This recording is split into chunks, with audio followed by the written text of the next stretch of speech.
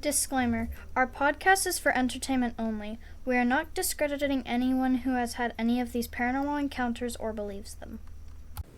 Hello, beautiful human beings! It's Mars and SJ with Undeniable Mysteries, a podcast where we find paranormal stories on the internet, and then we rate them on how believable they are to us. Did you know that our next category is ghosts? And here we have SJ, who is going to tell us our next state and ghosts. Give it up, Hello, SJ! everybody! It is me, SJ. And today we are hosting with Florida with the St. Augustine Lighthouse. Give it up for St. Augustine Lighthouse! That was a great bit. Oh my god, that was great. We gotta spice it up sometimes. Mhm. Yeah. I feel like we've done something similar, though. Yeah. We need to go like redneck next time. Give a little action. Yeah, this kind of action. Really Let's hard. get into this. Now, I will say, SJ and I were just talking about this. We went to Florida not too long ago, but I've been there like several times before she was even born. I've actually been in this lighthouse, and she has not. She has seen that lighthouse up close, but she has not been in there. I'm jealous. Yeah. Maybe next time we go. Yeah, next time we go, we'll go in there. Better.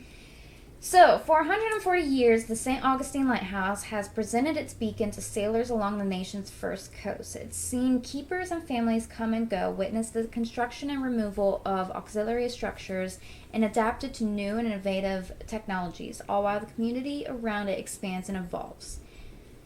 Cool beans. 140 years, dude. Oh, okay. So the current lighthouse in St. Augustine is not the original St. Augustine Lighthouse. The Spanish constructed the tower that became the first lighthouse in 1737. They used a naturally occurring stone called coquina.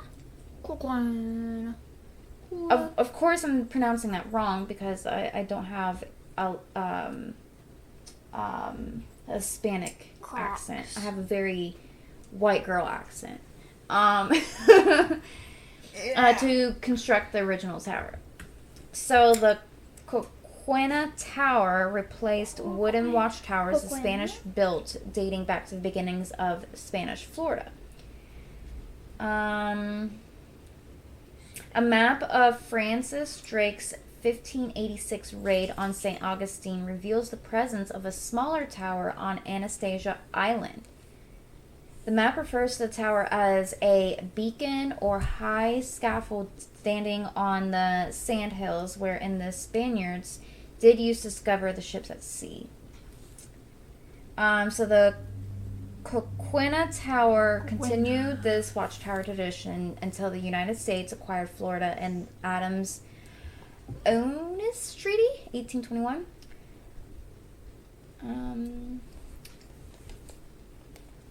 Okay. So that's a little history. I don't think I'm going to get much into it because this part, like St. Augustine, is very, very, very historical. You could go on and on and on. It's just a lot to it, like wars and battles and all that jazz. Like, there's literally a fort. I've been to the fort. We've been to the fort.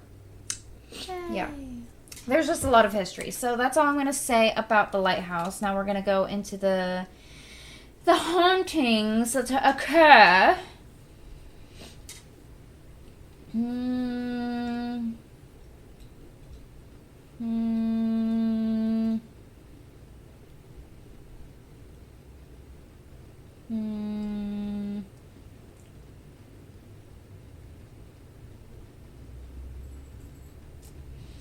Okay, what's all this?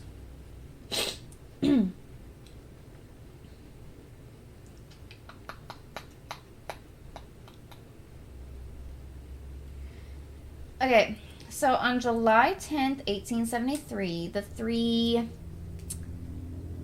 Pittee sisters, Pittee sisters, Pittee. I don't know how to pronounce that.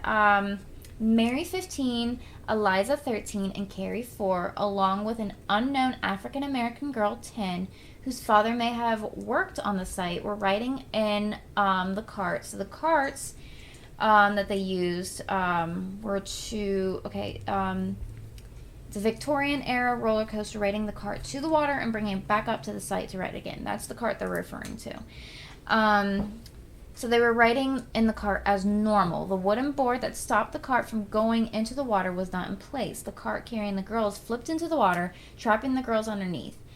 Mr. Dan Sessions, a young African-American worker, witnessed the tragic event and raced to the water. When he reached the cart, using all his strength, he lifted it from atop the girls. By this time, 3 of the 4 girls had drowned.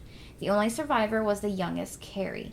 In the days after the accident, the construction site as well as the town shut down for the funeral of the girls. Following the funeral, the Petty family returned to Maine to lay their daughters to rest in their hometown. Staff researchers have not yet been able to find the final resting place of the young African-American girl. So in the 145 years since the accident, strange occurrences have been repeatedly attributed to the spirits of the girls.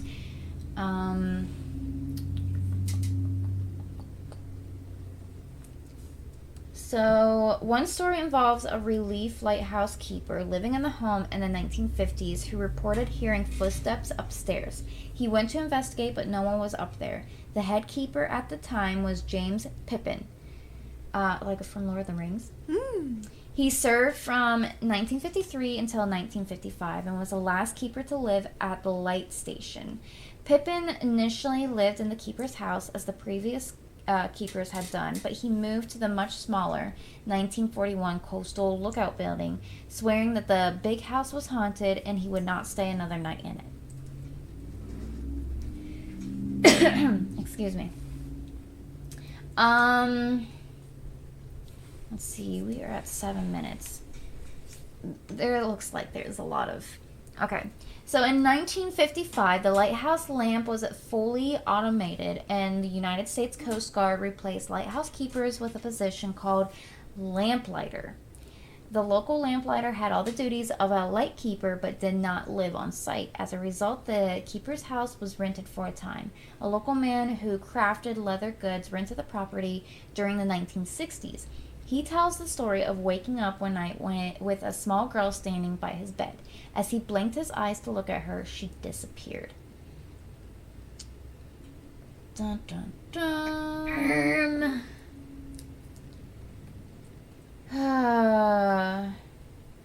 So during a renovation, both construction workers and the JSL volunteers reported numerous unexplained incidents in the home. The basement was a particularly active area for ghostly encounters, being the only part of the home that had not completely burned down. Perhaps the children liked to play here. Today you can still feel a spooky presence there. Ooh. So while the children are by no means the only tragedy occurred in the home, the girls are some of the most active spirits around.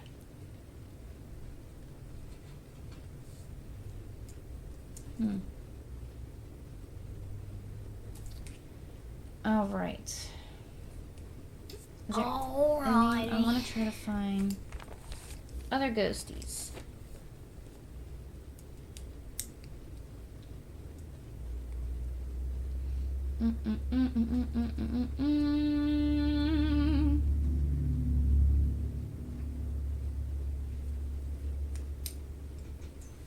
Okay, so like all hauntings, the spirits that roam the grounds of the St. Augustine Lighthouse didn't just appear from nothing. Over the hundreds of years that the structure has stood, many people have come and gone, lived and died, and a few have even remained. The sightings that have been recorded on Anastasia Island have roots that go deep into the history of the lighthouse, which much of which is now known to us.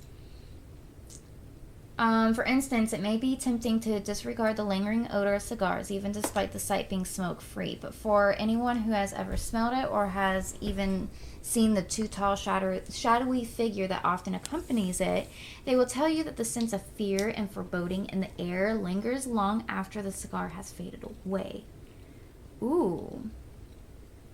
Locals and lighthouse employees refer to the specter as the man, and he is often seen dressed in a blue jacket and mariner's cap, walking his route up and down the spiral staircase or looking down from the catwalk above.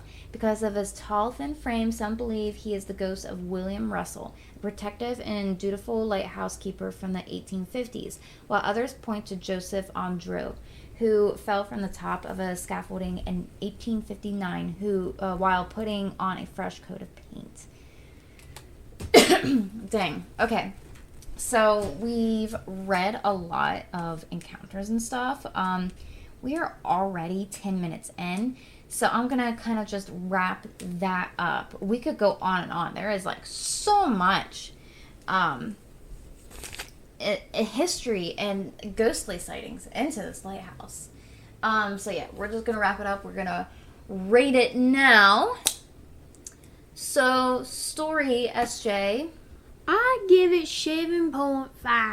I give the story a 10 because it has so much history and there's so much war and battles and death and all this fun jazz. Not fun jazz. Fun! But all this jazz. Excuse you? So the story was a very, very, like, even though I only read like a little bit, like, lots of history. You say proof, not me. Proof? Yeah, you say proof. Proof? Yeah, you say proof. Proof? Yeah, you Proof? say proof. You say proof. You say Proof? proof. Proof? You say Okay. Okay. Okay, so there's a lot of sightings and stuff here. Obviously, like I said, there's a lot of deaths and stuff, so definitely could be a lot of hauntings. I will say it again, just like always, some stuff can be debunked. Cigar smoke can be debunked. It could just linger in the air and just travel, blah, blah, blah. But there are actual apparitions that people are seeing, so I'm giving it a 9. Oh, wow. What? I don't know. Okay. I'm giving it an 8. You're giving it an 8? Yeah, buddy. Yeah. Let's give it an 8. Well, mine's a 9. Imagination. Shh, I'm calculating. Imagination.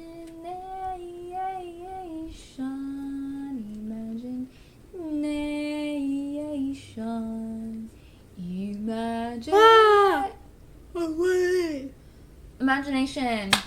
I can imagine this being a haunted location.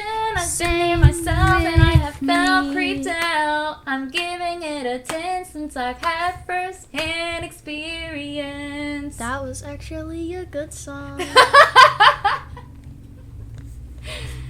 What do you give it? I get 9.5. Oh my god! You give it a what? 9.5. 9.5! I said 9.5, not 9.5. 9.5. 9.5! Okay. Anyways, guys, that was totally normal. This is how we are. It's the ADHD. Just don't worry about it. Normal behavior. What we got? What does 9.5 spell? I don't know. 52? What? 9.5 does not spell 62. I said 52. Okay. But what is our score? We gotta wrap this up. Jeez, I haven't calculated it, man. Oh my gosh. I thought you were Calm smart. down, bro. I am smart. It's 53, by the way. I was close. Is 53? Is this our most believable? Yeah. Sweet. Florida. Pop off. Florida. King or You queen. slay. Slay. Slay queen. Okay, King. all right. Slay queen, Okay. king. Now, I hope you guys enjoyed this week's episode. We shall see you all next time. Bye-bye.